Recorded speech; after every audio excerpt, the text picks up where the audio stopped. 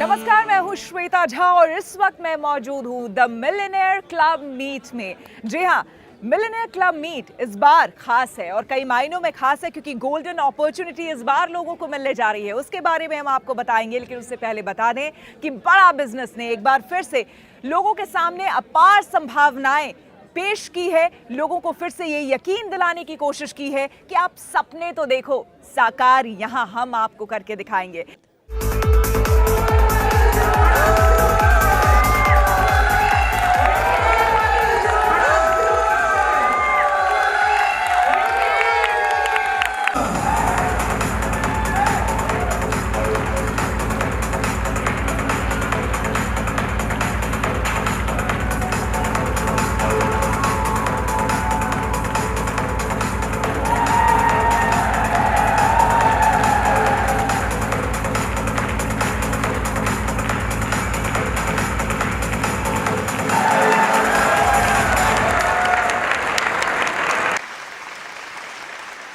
चलिए, अब हमारे बीच आ रहे हैं राजेंद्र सिंह रावत। Please welcome Rajendra Singh Rawat.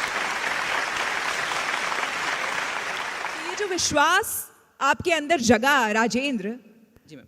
आप एक लेबर के तौर पर काम करते थे, आप कहाँ के रहने वाले हैं? सबसे पहले ये बताइए। मैम, हमारे भारत के अंदर ना एक बहुत प्यारा सा प्लेस है जिसको हम बोलते हैं उत्तराखंड। और उत्तराखंड के अंदर भी एक देवभूमि और उत्तराखंड के अंदर भी एक बहुत प्यारी जगह है, वो है नैनीताल। क्या बात है। और नैनीताल के अंदर भी मैम एक जगह और है जिसको हम ग्रोइंग सिटी बोलते हैं, हल्द्वानी। और हल्द्वानी से मैम 45 किलोमीटर दूर मेरा गांव पड़ता है। तो उस गांव का नाम है होराई खत्ता और किसी को नहीं पता उस गांव का नाम। और उस गांव से मैं बिलोंग करता हूं। और वहां से भी अगर हमें कहीं बाहर निकलना होता था हल्द्वानी जाने के लिए भी, तो 45 किलोमीटर दूर हमें खुद की ही गाड़ियों से निकलना होता था। तो वहां से बिलोंग करता हूं मैम। तो सबसे पहले तो ये बताइए कि परिवार में आपने जब शुरुआत की, आप कहाँ पर काम कर रहे थे और उस वक्त क्या सोच थी आपके अंदर कि पता नहीं आगे जीवन भविष्य क्या होगा? मैम, 2012 की मैं बात करूँगा आपसे। तो उस वक्त मेरे पिताजी की सडनली डेथ हो गई थी। तो उसके बाद मैं उस वक्त हाई स्कूल में पढ़ाई कर रहा था और मैं फेल हो गया एक साल, क्योंकि जब पेपर थे, एग्ज़ाम थे, तो पिताजी की डेथ हो गई। तो मैं पढ़ाई नहीं कर पाया आगे। तो फिर मम्मी ने प्रेशर किया कि चलो इस बार तुम हाई स्कूल पढ़ाई कर लो। परिवार में और कौन कौन है? अभी मेरी एक मदर हैं और 2 मेरे भाई हैं। अदरवाइज़ जो पिताजी थे उनकी डेथ हो चुकी है, तो हम अभी 4 लोग ही हैं। तो फिर मम्मी ने कहा ऐसा करो, तू पढ़ाई कर ले और मैं कुछ भी करके, मैं मजदूरी करके तुझे पढ़ाऊँगी। और खेतों में काम करके और दूसरों का काम काज करके मम्मी ने मुझे पढ़ाया। तो मैंने हाई स्कूल 2014 के अंदर मैंने कंप्लीट कर लिया था। उसके बाद फिर एक मिडिल क्लास फैमिली की मैम जो बच्चे होते हैं उनके ऊपर जब जिम्मेदारी आती हैं तो फिर वो आगे पढ़ाई का सोच नहीं सकते। तो उसके बाद फिर मैंने पढ़ाई को ड्रॉप कर दिया और उसके बाद फिर मैं एक होटल के अंदर मैंने काम किया। लगभग 2 साल मैंने वहाँ काम किया। फिर मैंने एक फैक्ट्री के अंदर काम किया, 12 घंटे काम करता था। और कभी कभी जो कंपनीज़ के ओनर होते थे, तो जो वहाँ के सिक्योरिटी गार्ड होते थे, वो मुझे घर भगा दिया करते थे कि तुम्हारी एज बहुत छोटी है, कंपनी के अंदर विजिटिंग होगी तो तुम्हें पकड़ लेंगे, तो कंपनी को नुकसान हो जाएगा, तुम चले जाओ। तो कभी कभी मैं घर से जंगल से होते हुए 8 किलोमीटर दूर जाया करता था और उस एरिया का नाम है सितारगंज। तो वहाँ जाता था मैं और कभी कभी मुझे वापस आना पड़ता था रिटर्न होकर। तो मतलब आप काम करने जाते थे लेकिन आपकी कम उम्र होने की वजह से आपको भेज दिया जाता था? Exactly ma'am. तो मुझे वापस भेज दिया जाता था। तो इस तरीके से फिर मैंने एक कंपनी चेंज की और उसके बाद में 1-1.5 साल बाद फिर मैं 18 साल का पूरा भी हो गया। तो फिर मैंने आधार कार्ड भी बनवा लिया। तो उसके बाद फिर मैंने लगातार 4 साल मैंने काम किया फैक्ट्री के अंदर। और 2018 के अंदर जो मेरी मदर है 2017 के अंदर, तो मेरी मम्मी आग से झुलस गई थी काफ़ी ज़्यादा। तो उसके बाद फिर उन्हें हॉस्पिटल में जब एडमिट किया गया तो 3.5 लाख रुपए से भी ज़्यादा का खर्च। और उस वक्त मेरी जो सैलरी थी वो 5300 के आसपास थी, 5300 के आसपास थी। उसमें से PF कट के उतनी मुझे मिला करती थी। अगर मैं 28 दिन पूरा जाता तो ही मुझे उतने मिलते थे। तो अब उस इंसान के लिए 3.5 लाख रुपये के ऊपर हमारे ऊपर कर्ज भी हो गया। और 2019 के अंदर फिर मैंने कंपनी जाना छोड़ दिया। पता नहीं, उस समय मैं एंटरप्रेन्योरशिप की जो वीडियोस थी, विवेक सर की वीडियोस थी, काफ़ी देखा करता था, काफ़ी फॉलो करता था और सर की तरह बोलने का प्रयास करता था। मतलब आप जिस इलाके के बारे में बता रहे हैं, मुझे लगता है कि यहाँ बैठे हुए बहुत सारे लोग जानते भी नहीं होंगे। सुना है कभी नाम जहाँ से ये आते हैं? मतलब वहाँ भी डॉक्टर विवेक बिंद्रा की वीडियोस लोग देखते हैं। जी। और मैम, क्या बात है भाई, ताली हो जाए।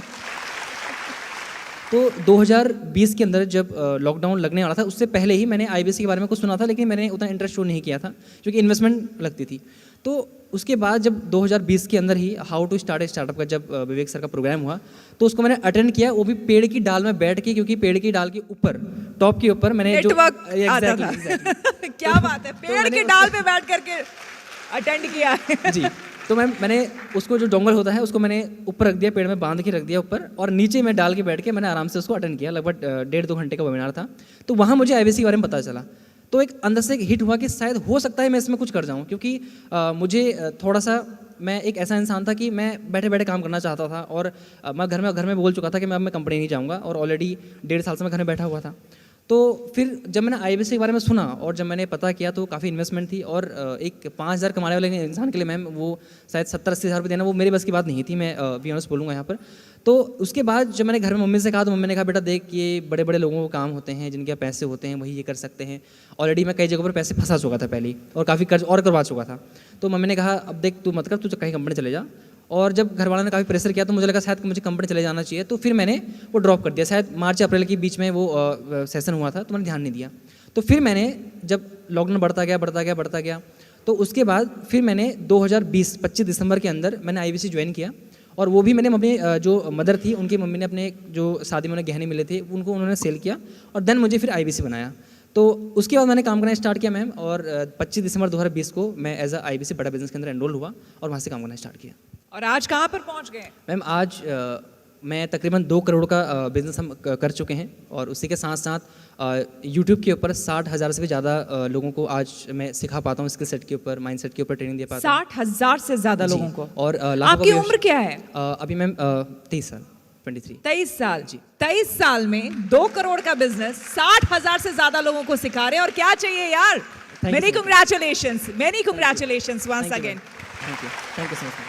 रुक करते हैं डॉक्टर विवेक बिंद्रा का, mentor and business guru. Doctor Vivek Bindra, बहुत स्वागत है आपका। धन्यवाद, थैंक यू वेरी मच। आज तक के सारे व्यूअर्स को मेरा नमस्कार। डॉक्टर बिंद्रा, आपके बारे में बहुत सुना, खास करके अभी जो हमने प्रोग्राम किया है वहां पर लोगों से। ये बताइए कि ऐसा ये मैजिक आप क्या करते हैं, ये कैसा मैजिक करते हैं कि वो इंसान, वो शख्स जिसके पास कोई इंफ्रास्ट्रक्चर नहीं है, जो बिजनेस के बारे में सही उसको तालीम नहीं है, उसके बावजूद वो इस मुकाम तक पहुंच जाता है? How it is possible? देखिए, हमारी जो इंडस्ट्री थी जब मैं इसमें ज्वाइन किया था, वो फ्रीलांसर्स की इंडस्ट्री थी, ट्रेनर्स की इंडस्ट्री थी, प्रोफेशनल्स की थी। डॉक्टर की समस्या भी यही होती है, वो जितने पेशेंट देखेगा उतना पैसा कमाएगा। लॉयर की समस्या भी यही है कि वो जितनी कोर्ट में हियरिंग करेगा उतना पैसा कमाएगा। एस्ट्रोलॉजर जितनी पत्री देखेगा, टीचर जितना पढ़ाएगा, ऐसे ही मोटिवेशनल स्पीकर या कॉर्पोरेट ट्रेनर जितने ट्रेनिंग प्रोग्राम लेगा उतना पैसा कमाएगा। बट आई थिंक मेरा इंस्पिरेशन ज़्यादा हार्वर्ड, बॉटन और लंदन स्कूल ऑफ बिजनेस में एक सब्जेक्ट आता है जिसको बोलते हैं pipe business versus platform business. तो मैंने प्लेटफॉर्म बिल्ड करने पे काम किया। जिन लोगों से आज आप मिले वो सारे हमारे इंडिपेंडेंट बिजनेस कंसल्टेंट्स हैं, हमारे माइक्रो फ्रेंचाइजीज हैं। और आपको श्वेता जी जान के अच्छा लगेगा कि आज देश में डोमिनोज हो सकता है कि भागलपुर के पास में किसी गांव के अंदर अपना पिज्ज़ा पहुंचाने में 25 मिनट 30 मिनट लगा दे, लेकिन आज किसी भी प्रोडक्ट का डेमो देने के लिए मेरी man power single digit of minute में पहुंच सकती है, यानी कि 10 से कम मिनट में, 8 मिनट 9 मिनट में मेरी कवरेज आज इतनी बड़ी है। मैं आज इस समय यूनिलीवर का एक सब्सटीट्यूट बनने जा रहा हूं आज डिस्ट्रीब्यूशन नेटवर्क को लेकर के। इतना बड़ा डिस्ट्रीब्यूशन नेटवर्क बिल्ड किया। टॉप बैंक्स हमारे देश के आज फाइनेंशियल प्रोडक्ट्स को लेकर के हमारे साथ पार्टनर करना चाहते हैं कि कैसे हम उनके प्रोडक्ट्स को प्रमोट करें, हमारे अपने एजुकेशनल प्रोडक्ट, वो कंटेंट, वो हैंड होल्डिंग सपोर्ट। तो कोई भी एंटरप्रेन्योरशिप से संबंधित अगर कोई प्रॉब्लम है तो वो आज बड़ा बिजनेस सॉल्व कर रहा है। टियर 3, टियर 4, टियर 5, जहाँ असली भारत बसता है, जो कि इंडिया नहीं है। इंडिया केवल top 10 cities of the country है, असली भारत बहुत बड़ा है। और इस असली भारत के अंदर जो ग्रोथ रेट इस समय जो चाइना ले रहा है, उससे ज़्यादा पॉसिबल ग्रोथ रेट हमारे पास पॉसिबल है। अगर हम जो रियल इंपैक्ट आएगा वो तभी आएगा जो 100 करोड़ लोग जो पीछे कहीं छुपे हुए हैं, दबे हुए हैं, अगर हम उनको उठाएं। वही हमारा काम है। एक ऐसा प्लेटफॉर्म हमने तैयार किया। आज आप इंडिपेंडेंट बिजनेस कंसल्टेंट से मिले, मैंने इसको इतना इडियट प्रूफ मॉडल बनाया है, इतना फूल प्रूफ, जिसको फूल प्रूफ का साधारण भाषा में अर्थ हुआ कि ऐसा जो कम बुद्धि का व्यक्ति है वो भी सफल कैसे हो जाए, है ना।